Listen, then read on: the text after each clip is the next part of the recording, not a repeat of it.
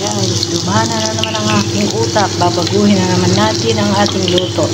Ang lulutuin natin ngayon ay chicken matchbox. Ayan.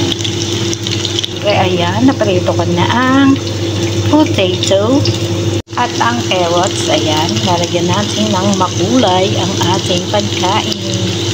Ayan, ang ating lulutuin for today's video ay matchbox with potato and carrots. Hello guys, ayan, nagisa na ako ng sibuyas at bell pepper dyan. Ayan, nilagay ko na nga yan.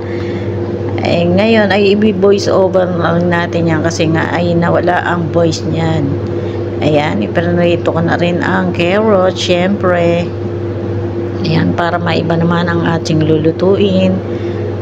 Ayan, siyempre meron din yung patatas. Ayan, at medyo golden brown na nga ang ating sibuyas at bell pepper. Nalagyan natin ang bawang pampabango para may aroma ang ating niluluto. Siyempre, pampalasa sa ating niluluto. Hindi nawawala yan sa ating lutuin ang bawang. Ayan ang ating mga baharat. Ayan ang baharat natin. Hindi ko na alam kung ano yung nilagay kong baharat dyan. Basta yan ang baharat. Ayan, meron dyang chicken masala, bell pepper, red chili pepper, salt, at saka ng ano pa nga ba yun? Hirap pala mag voice over. Siyempre, nilagay ko na rin ang kamatis. Ayan, nilalagyan talaga ng kamatis ang ating matchbox. Ayan, matchbox po pala yan, lulutuin natin. Ayan, ang hirap pala mag voice over. Mas maganda pa rin talaga yung dire-diretso ka na nagsasalita sa iyong mga niluluto. Ayan, kagaya nyan. Ayan, pagkatapos nga nyan guys, ay ilalagay na natin ang ating manok dyan. Ayan, halu-haluin lang natin yan. After 30 minutes, ano yung 30 minutes na yun? Ay, ayan na yung manok. Kasi alam nyo guys, na-delete yung video na yan. Hindi ko na makita yung video na pag-delete ko na pala. Tapos ngayon, yung video talaga yun, nag-double yung salita kasi may natouch ako dyan na overlay.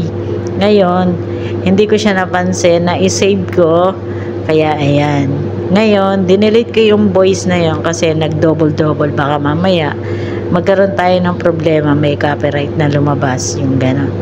Kaya ayan, dinelete na lang natin at voice over na lang natin. Ayun na nga, nilagay ko na nga yung baharat at ayan na nga, maluluto ng ating matchbox. Lagyan lang natin ng water.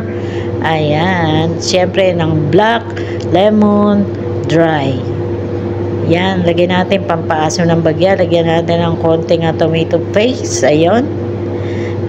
Ayan, kung ano na lang nakikita natin, yun ang sasabihin natin sa voice over. Dahil nawala na nga ang original voice niyan. Kaya iba-voice over na lang natin.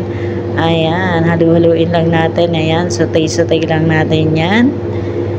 At pagka alam na natin malambot na yan, syempre dadagdagan natin ng water. Ayan, ayan, nalagyan ko na pala ng water yan. Bilis na.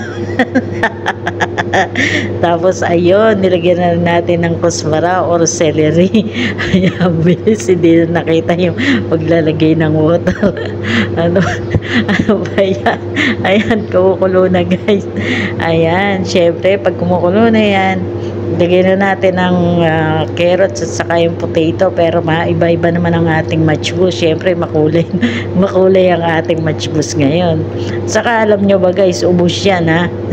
Ilang araw na rin naman din kasi itong binidyoan ko na to, pero hindi ko nga ma-upload dahil nga double-double ang salita. Kaya ayan, inedit na naman natin yan, tikman natin.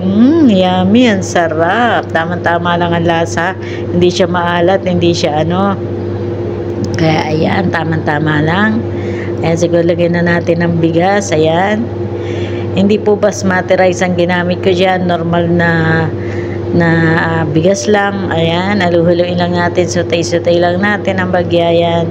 At pagkatapos niyan guys, after 15 minutes, luto na yan guys. Ayan, o diba, ayan, o sarap. Ngayon pa lang nakikita mo na talaga siyang masarap siya talaga. Ayan, hintay lang natin humapa yung sabaw niya. At pagka nakita na natin na wala na siyang tubig sa ibabaw, ayan, nagprito na rin pala ako ng isda dyan. Ayan, hindi nawawala sa pagkainan yan. Laging mayroon tayo pritong isda araw-araw. Yan ang aking trabaho dito. Magluto ng pagkain sa tanghalian, laging mayroong pritong isda. Ayan, napakasarap po niyan. Ayan, at totoo na nga yan. At pagkatapos niyan, ihahain na natin, lalagay na natin sa dakata or hapida na tinatawag. Ayan, at pagkatapos niyan, napasok na natin sa yun lang. Thank you for watching. Bye-bye.